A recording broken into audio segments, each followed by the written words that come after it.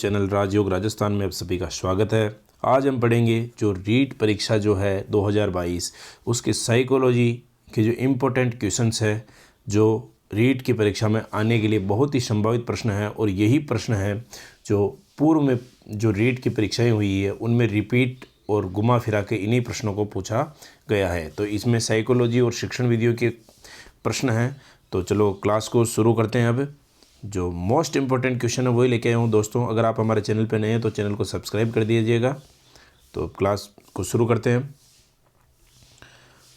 पाठ्यक्रम सहगामी सहपाठ्यचारी क्रियाओं के प्रबंधन और संगठन के लिए निम्नलिखित में से कौन से उपयुक्त मार्गदर्शक सिद्धांत है।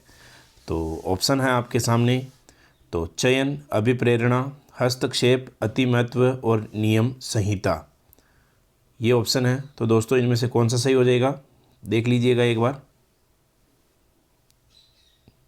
तो इनमें सही हो जाएगा चयन, अभिप्रेरणा और नियम संहिता, ये तीनों सही हो जाएंगे। तो इनमें कौन सा राइट आंसर हो जाएगा? ऑप्शन ए इसमें राइट आंसर हो जाएगा। नेक्स्ट क्वेश्चन, अभिप्रेरणा एक वह प्रक्रिया नहीं है जो खालिस्तान व्यवहार को अर्जित करती है और उसे बनाए रखती है, व्यवहार को निर्देशित और नियमित करती है, व्यवहार को प्रत्यक्ष अवलोकनीय बनाती है, व्यवहार को चयनित और लक्ष्योन्मुख करती है। कौन सा राइट आंसर हो जाएगा दोस्तों? इसमें राइट आंसर हो जाएगा सी, व्यवहार को प्रत्यक्ष अवलोकनीय बनाती है। परीक्षा की दृष्टि से मैं थोड़ा स्पीड में चलूँगा दोस्तों। एक आंतरिक मानसिक दशा जो किसी व्यवहार को आरंभ करने तथा बनाए रखने के लिए प्रवृत्त करती है कहलाती है, क्या कहलाती है? तो क्या कहलाती है दोस्तों एक बार देख लीजिएगा। तो वो अभिप्रेरणा कहलाती है, अभिप्रेरणा कहलाती है। मूल प्रवृत्तियों को 14 प्रकार से किसने वर्गीकृत किया है? तो 14 प्रकार से किसने वर्गीकृत किया है दोस्तों? तो 14 प्रकार से जो वर्गीकृत किया है वो मैकडूगल ने किया है, मैकडूगल ने। अभिप्रेरणा का परिणाम है, अभिप्रेरणा का क्या परिणाम है दोस्तों देख लीजिएगा एक बार। तो अभिप्रेरणा का परिणाम लक्ष्य केंद्रित व्यवहार है, ऑप्शन ए लक्ष्य केंद्रित व्यवहार। मेस्लो का सिद्धांत पर आधारित है। मेस्लो का सिद्धांत किस पर आधारित है दोस्तों? तो इसमें होगा मेस्लो का जो सिद्धांत है वो आवश्यकताओं पर आधारित है, आवश्यकताओं पर। मैकडूगल के अनुसार प्रत्येक मूल प्रवृत्ति से संबंध होता है, प्रत्येक मूल प्रवृत्ति से संबंध होता है। तो संवेग, संवेग इसका राइट आंसर हो जाएगा दोस्तों। नेक्स्ट जो क्वेश्चन है वो देख लेते हैं। नेक्स्ट जो क्वेश्चन है कि मूल प्रवृत्ति की एक प्रमुख विशेषता है जो पाई जाती है, मूल प्रवृत्ति की प्रमुख विशेषता है जो पाई जाती है। तो इसका राइट आंसर हो जाएगा सभी प्राणियों में तथा यह जन्मजात व प्राकृतिक होती है, सभी प्राणियों में, ऑप्शन सी। सशक्त अभिप्रेरणा सीखने का प्रभावशाली घटक है, इससे बालक, तो इसमें कौन सा सही आंसर हो जाएगा दोस्तों? इसमें राइट आंसर हो जाएगा इससे शीघ्र सीखता है सशक्त अभिप्रेरणा से। प्रेरक के अंतर्गत सम्मिलित है, प्रेरक के अंतर्गत क्या सम्मिलित है दोस्तों? तो इसमें प्रोत्साहन भी सम्मिलित है, आवश्यकता भी सम्मिलित है, प्रबल प्रेरणा और उपरोक्त सभी, इसका राइट आंसर हो जाएगा उक्त सभी। नेक्स्ट क्वेश्चन, एक छात्र बोर्ड परीक्षा के लिए कठिन परिश्रम कर रहा है क्योंकि उसके पिता ने उसे अच्छे अंक आने पर मोटरसाइकिल देने का वादा किया है। तो इसका अर्थ क्या है दोस्तों? तो इसका अर्थ है कि उसको बाह्य प्रेरणा दी जा रही है, मोटरसाइकिल की बाह्य प्रेरणा, ऑप्शन बी। बालक को कक्षा में नियमित आने के लिए प्रेरित करने का उपयुक्त सुझाव है। तो नियमित आने के लिए प्रेरित करने का उपयुक्त सुझाव कौन सा दोस्तों? तो उसको प्रोत्साहन देना, उसको नियमित आने के लिए। डांटना, आलोचना और जुर्माना गलत है, प्रोत्साहन देना। वह संवेग जो सामान्यतः सुख देता है, वह संवेग जो सामान्यतः सुख देता है, कौन सा है दोस्तों? तो आत्माभिमान, जो आत्म स्वाभिमान है वो हमेशा सुख देता है।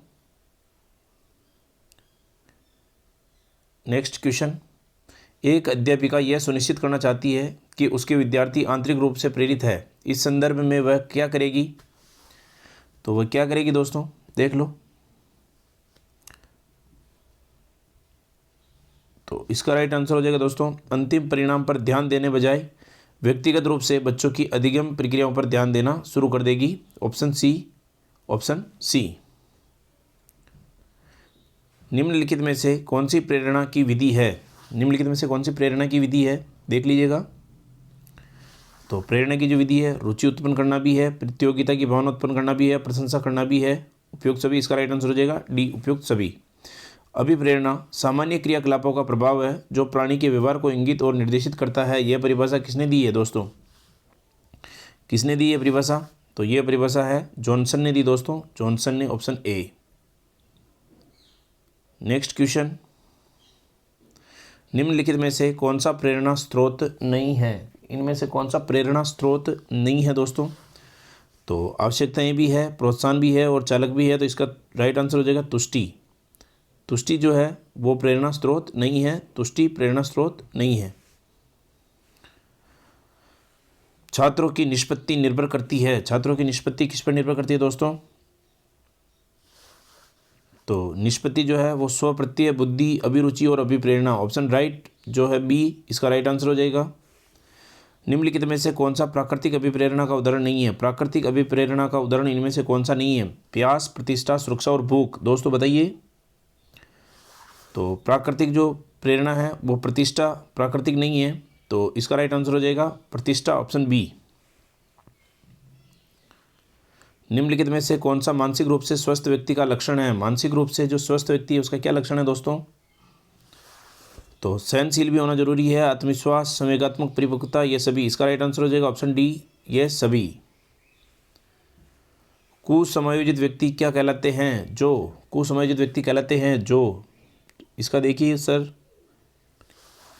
तो अधिकतर अनुचित ढंग से द्वंद्वात्मक स्थिति का सामना करते हैं, समाज विरोधी गतिविधि में सहभागिता रखते हैं और द्वंद्व को दूर करने में असमर्थ होते हैं और उपरोक्त सभी। इसका राइट आंसर हो जाएगा उपरोक्त सभी, D, right answer. Next question, छात्रों को मानसिक रूप से स्वस्थ एवं स्वच्छ बने रहने के लिए विद्यालय प्रशासन को कौन सा तरीका अपनाना चाहिए? तो इसका जो स्वस्थ और स्वच्छ की बात कर रहा है तो नियमित जो है वो स्वास्थ्य परीक्षण इनका करवाते रहना चाहिए, नियमित स्वास्थ्य परीक्षण, ऑप्शन सी। निम्न में कौन सृजनात्मकता से संबंधित नहीं है? इनमें से सृजनात्मकता से संबंधित कौन सा नहीं है बताइए दोस्तों। तो इसका जो राइट आंसर हो जाएगा वो ऑप्शन सी, मितव्यता। मितव्यता सृजनात्मकता से संबंधित नहीं है। विभेदक परीक्षण का उपयोग किस मनोवैज्ञानिक ने भारतीय अनुकूल के अनुसार विकसित किया? विभेदक परीक्षण का उपयोग, तो कौन सा मनोवैज्ञानिक है दोस्तों? तो जे.एम. ओझा, जे.एम. ओझा ने भारतीय अनुकूल के अनुसार इसको विकसित किया, ऑप्शन डी। निम्नलिखित में से कौन सा चोरी का कारण नहीं हो सकता? चोरी का कारण इनमें से कौन सा नहीं हो सकता दोस्तों?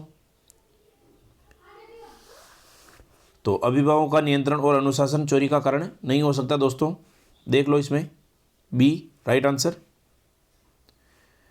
यदि आपकी कक्षा में कोई बच्चा अधिगम अक्षम हो तो आप क्या करेंगे? ये प्रश्न भी कई बार परीक्षा में रिपीट हो चुका है कि यदि आपकी कक्षा में कोई बच्चा अधिगम अक्षम हो तो आप क्या करेंगे दोस्तों? तो उसकी अक्षमता किस प्रकार की है यह जानकर उसको सिखाने का प्रयास करेंगे। राइट आंसर होगा इसका बी। परियोजना विधि के प्रतिपादक कौन है? परियोजना विधि के प्रतिपादक कौन है? ये प्रश्न कई बार, लगभग हर बार ये प्रश्न आ रहा है। परियोजना विधि के प्रतिपादक, इसी प्रश्न को बार बार घुमा फिरा के पूछा जा रहा है दोस्तों। तो परियोजना विधि के जो प्रतिपादक है वो किलपेट्रिक है दोस्तों, किलपेट्रिक, ऑप्शन सी। राष्ट्रीय दृष्टि बाधितार्थ संस्थान NIVH स्थित है। NIVH कहाँ पर स्थित है दोस्तों?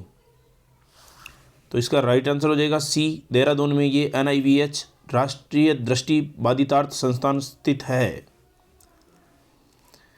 खेल शिक्षण विधि के प्रतिपादक कौन है दोस्तों? खेल शिक्षण विधि के प्रतिपादक, खेल शिक्षण विधि के प्रतिपादक कौन है दोस्तों? तो फ्रोबेल जो है वो खेल शिक्षण विधि के प्रतिपादक है, फ्रोबेल। बेसिक शिक्षा हेतु महात्मा गांधी ने किस पाठ्यक्रम पर बल दिया दोस्तों?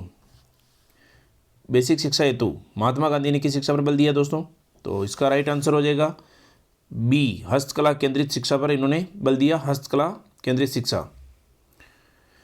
विद्यालयों को किसके लिए व्यक्तिगत भिन्नताओं को पूरा करना चाहिए?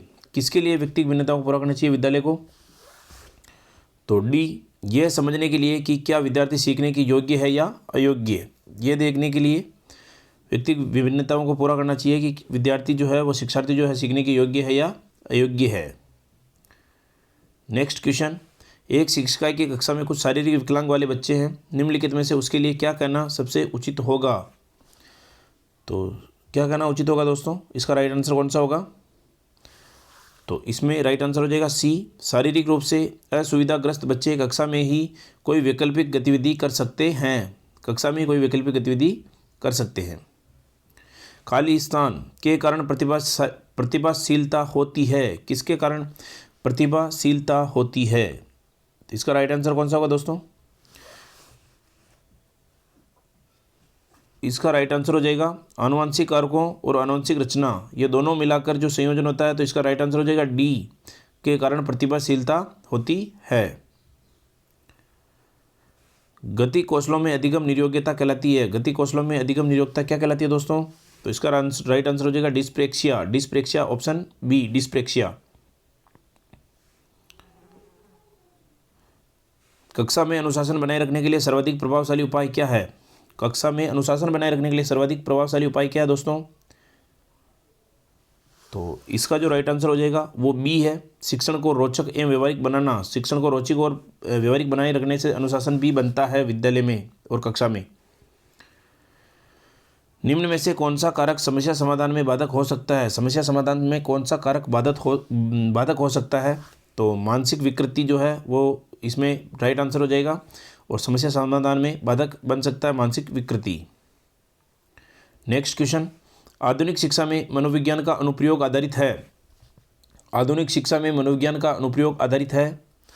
तो इसका राइट आंसर हो जाएगा दोस्तों ए, व्यक्तिगत विभिन्नताओं पर, व्यक्तिगत विभिन्नताओं पर। वह प्रक्रिया जिसके द्वारा वस्तुओं तथा वस्तुनिष्ठ तथ्यों को ज्ञान केंद्रियों मतलब ज्ञानेंद्रियों द्वारा जाना जाता है क्या कहलाता है। तो जिन्हें ज्ञानेंद्रियों द्वारा जाना जाता है वस्तुओं तथा वस्तुनिष्ठ तथ्यों को, वो क्या कहलाता है दोस्तों। तो इसका राइट आंसर हो जाएगा बी, प्रत्यक्षीकरण, प्रत्यक्षीकरण इसका राइट आंसर हो जाएगा। व्यक्तिगत भिन्नता पर सर्वप्रथम महत्वपूर्ण कार्य करने वाले व्यक्ति कौन है, व्यक्तिगत भिन्नता पर सर्वप्रथम महत्वपूर्ण कार्य करने वाले व्यक्ति कौन है दोस्तों। तो वो व्यक्ति है फ्रांसीसी गाल्टन, फ्रांसीसी गाल्टन वो व्यक्ति है जो व्यक्तिगत भिन्नता पर उन्होंने काम किया था। नेक्स्ट क्वेश्चन, छात्रों में सीखने की योग्यता किस पर निर्भर करती है, छात्रों में सीखने की योग्यता किस पर निर्भर करती है। तो इसका राइट आंसर हो जाएगा व्यक्तिगत भिन्नता पर, डी जो इसका राइट आंसर हो जाएगा व्यक्तिगत भिन्नता पर। दोस्तों ये वही प्रश्न है जो बार बार रिपीट हो रहे हैं, तो इन प्रश्नों पर विशेष ध्यान देना है। अगर आप हमारे चैनल पर नए हो तो चैनल को सब्सक्राइब जरूर कर दीजिएगा। निम्नलिखित में से कौन सी विशेषता बालकों के संवेग की विशेषता है, कौन सी विशेषता बालकों के संवेगों की विशेषता है दोस्तों। तो इसका राइट आंसर हो जाएगा ए, ये क्षणिक होते हैं, ये जो है ये क्षणिक होते हैं।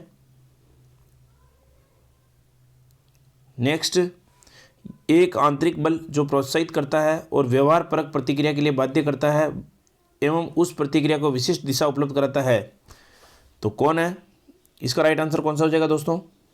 तो इसका राइट आंसर हो जाएगा ए, अभिप्रेरणा, अभिप्रेरणा इसका राइट आंसर हो जाएगा ए। नेक्स्ट क्वेश्चन देख लेते हैं, निम्न में से कौन सा कार्य बाह्य प्रेरक है, इनमें से बाह्य प्रेरक कौन सा है दोस्तों बताइए। तो इसमें बाह्य प्रेरक है वो चित्र बनाना दोस्तों, ऑप्शन नहीं सॉरी चित्र बनाना नहीं है, इसमें ऑप्शन ये दे रखे हैं कि सिर्फ 1, सिर्फ 2 और 4, सिर्फ 3 और सिर्फ 1 और 3। तो इनमें कौन सा हो जाएगा, कविता पाठ, गणित के प्रश्न हल करना, दौड़ में भाग लेना और चित्र बनाना। इसका राइट आंसर कौन सा हो जाएगा दोस्तों। तो इसका राइट आंसर हो जाएगा कविता पाठ, बाह्य प्रेरक की बात कर रहा है और दौड़ में भाग लेना। तो इसका राइट आंसर हो जाएगा 1 और 3, 1 और 3 हो जाएगा। तो 1 और 3 ऑप्शन डी, 1 और 3 इसका राइट आंसर हो जाएगा।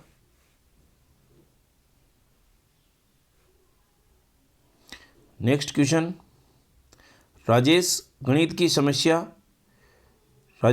समस्या को हल करने के लिए पूरी तरह से संघर्ष कर रहा है। उसका आंतरिक बल जो उसे समस्या को पूरी तरह से हल करने के लिए विवश करता है के रूप में जाना जाता है, किसके रूप में जाना जाता है। तो ऑप्शन है प्रेरक, व्यक्तित्व विशेषक, संवेग और प्रत्यक्षण। इनमें से राइट आंसर कौन सा हो जाएगा दोस्तों। तो प्रेरक इसका राइट आंसर हो जाएगा दोस्तों, ऑप्शन ए प्रेरक, ऑप्शन ए प्रेरक।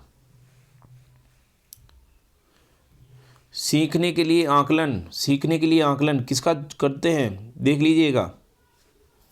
तो अभिप्रेरणा को बढ़ावा देता है। सीखने के लिए आकरण जो है वो अभिप्रेरणा को बढ़ावा देता है। निम्न में से कौन सी शब्दावली प्राय अभिप्रेरणा के साथ अंत बदलाव के साथ इस्तेमाल की जाती है? कौन सी शब्दावली है जो प्राय अभिप्रेरणा के साथ अंत बदलाव के साथ इस्तेमाल की जाती है? तो 46 में जो सी है, आवश्यकता जो है वो बदलाव के साथ इस्तेमाल की जाती है। राजेश गणित की समस्या को हल करने के लिए पूरी तरह से संघर्ष कर रहा है। उसका आंतरिक बल जो उसे समस्या को के रूप में पूरी तरह से हल करने के लिए विवश करता है को जाना जाता है। क्या जाना जाता है दोस्तों? इसका राइट आंसर कौन सा हो जाएगा? तो उसको प्रेरक के रूप में जाना जाता है। ऑप्शन ए प्रेरक। नेक्स्ट क्वेश्चन, हालांकि ये स्पष्ट रूप से उनकी सुरक्षा आवश्यकताओं के उल्लंघन में था। कैप्टन विक्रम बत्रा अपने देश को बचाने के दौरान कारगिल युद्ध में मारे गए। संभवतः उन्हें था या थी, क्या था? तो इसका राइट आंसर हो जाएगा दोस्तों बी, आत्मसिद्धि की प्राप्ति थी उन्हें, आत्मसिद्धि की प्राप्ति। नेक्स्ट क्वेश्चन, ये बहुत ही महत्वपूर्ण प्रश्न है, इसको देख लीजिएगा, एक बार जरूर देखिएगा। राजेश अति लोलुप पाठक है। वह अपने कोर्स की पुस्तकें पढ़ने के अतिरिक्त प्राय पुस्तकालय जाता है और भिन्न प्रकरणों पर पुस्तकें पढ़ता है। इतना ही नहीं, राजेश भोजन अवकाश में अपना परियोजना कार्य करता है। उसे परीक्षाओं के लिए पढ़ने हेतु अपने शिक्षकों अथवा अभिभावकों द्वारा कभी भी कहने की जरूरत नहीं है और वह वास्तव में सीखने का आनंद लेता नजर आता है। उसे के रूप में सर्वाधिक बेहतर रूप में वर्णित किया जा सकता है। तो इसका राइट आंसर कौन सा हो जाएगा दोस्तों? तो इसका राइट आंसर हो जाएगा ऑप्शन ए, आंतरिक रूप से अभिप्रेरित शिक्षार्थी जो स्वयं जो मोटिवेशन है, सेल्फ मोटिवेशन उसके अंदर है, इसलिए वो खुद स्वयं की रुचि से काम करता है। ये दोस्तों इस प्रकार से प्रश्न आए तो उस पर विशेष ध्यान देना आपको।